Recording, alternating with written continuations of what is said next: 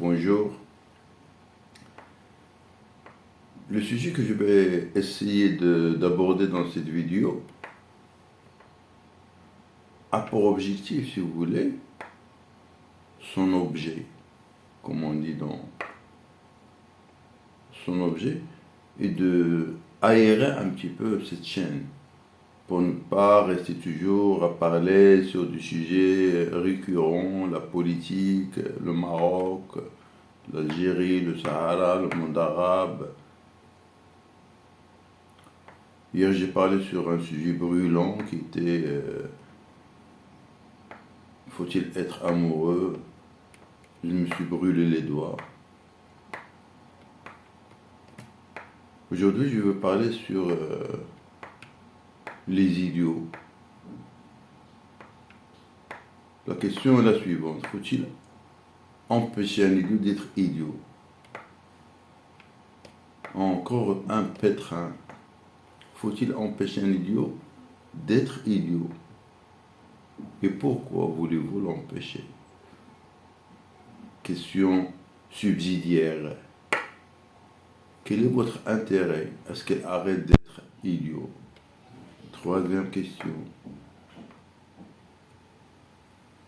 D'abord, c'est quoi un idiot? Qu'est-ce qu'un idiot?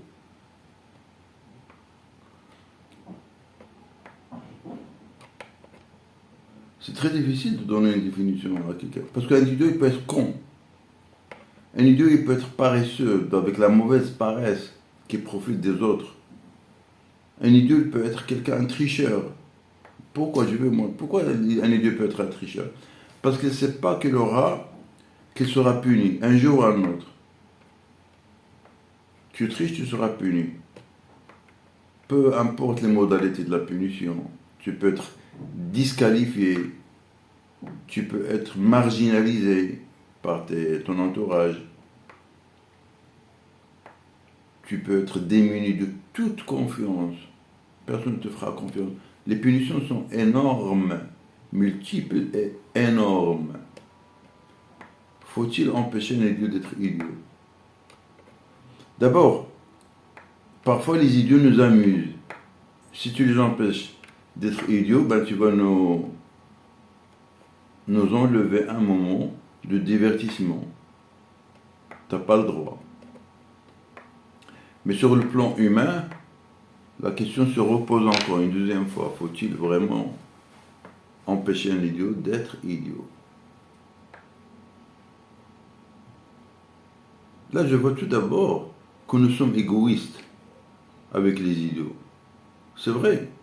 Nous ne voulons pas qu'ils soient dans leur nature. Est-ce que nous avons le droit vraiment de les empêcher d'être ce qu'ils sont? Pour satisfaire notre égoïsme, pour satisfaire nos normes, notre morale, notre manière d'être, de faire et de voir et de percevoir, notre rapport à l'autre, cette altérité positive, normalisée depuis des siècles, depuis la nuit des temps, nous voulons encore qu'elle soit valable aujourd'hui, alors que nous avons évolué, nous sommes en 2023, nous n'avons pas encore pris en considération que tout individu a le droit de disposer de son mental comme il le veut, comme un pays il a le droit de disposer de son territoire comme il le veut, son territoire mental qu'il utilise comme il le veut. Avons-nous le droit de nous ingérer dans son milieu naturel qui est son cerveau, qu'il soit petit ou trop petit, je ne vais pas dire grand, parce qu'il ne l'est pas. Donc nous sommes curieux, nous sommes bizarres, parce que nous n'acceptons pas à l'autre de disposer de sa stupidité, de la vivre amplement, comme il le désire. Dans ce cas, nous sommes à la limite de la loi, quoi. Nous allons commettre un délit. Ben oui, parce que lui, il peut porter plainte contre toi. Il peut dire, voilà, il m'a empêché d'être idiot. Mais il ne va pas le dire comme ça. Il va savoir le maquiller, parce que les idiots, quand ils sont dans le pétrin, il devient un peu intelligent. Ils ne sont pas tout le temps, parce qu'ils ont un cerveau humain, comme tous les autres cerveaux, ils ont 1 kilo de viande là-dedans, et ils l'utilisent de temps en temps pour sortir d'un pétrin. Mais ils sont idiots au courant de la vie quotidienne, parce que c'est comme ça, c'est par habitude, c'est par plaisir aussi. Et j'aime bien quelqu'un qui a dit, alors que je ne suis pas d'accord avec lui, il dit l'idiot est idiot parce qu'il ne sait pas qu'il est idiot. Parfois il le sait, pas toujours. Ça arrive dans des moments un peu, je sais pas, des moments un peu où il est un peu dans le pétrin, peut-être il peut un peu se sentir qu'il est obligé de maquiller son idiotie sous une autre forme pour paraître un peu plus. On trouve ça dans les relations amoureuses. L'idiot, il fait beaucoup d'efforts pour paraître comme quelqu'un de sain, normal.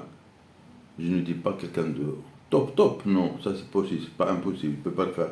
Mais juste quelqu'un qui peut manipuler la normalité, qui peut la toucher, qui peut s'approcher de la normalité,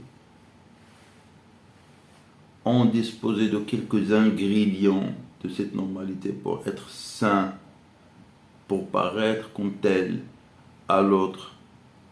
Mais ça ne dure pas longtemps.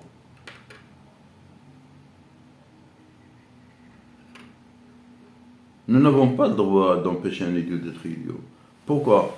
Parce qu'en général, l'idiot, il s'émerveille de son idiotie au point où il est heureux d'être comme ça. Et là aussi, nous n'avons pas le droit d'empêcher quelqu'un d'être heureux. Nous n'avons pas le droit d'arracher quelqu'un à son idiotie pour le mettre dans une situation un peu où il doit penser, réfléchir, au risque d'attraper, d'être triste par exemple, d'être malheureux, alors que lui il préfère être heureux. Nous n'avons pas le droit d'arracher quelqu'un à son bonheur. Mais le problème est plus compliqué que ça. Parce que là, nous sommes dans non-assistance à personne en danger. Ben oui. Un idiot, il est toujours en danger. Il suffit qu'il prononce un mot idiot et tout s'écroule. Toute son histoire s'écroule. Tout son commerce, au sens global du terme, ça peut être le commerce de... Ça veut dire son image, c'est un commerce. Ça peut être son histoire, ça peut être l'histoire de sa famille, l'histoire de son nom propre. Tout s'écroule. Nous sommes dans une situation où le droit nous oblige à faire quelque chose. Sinon, ça sera non-assistance à personne en danger.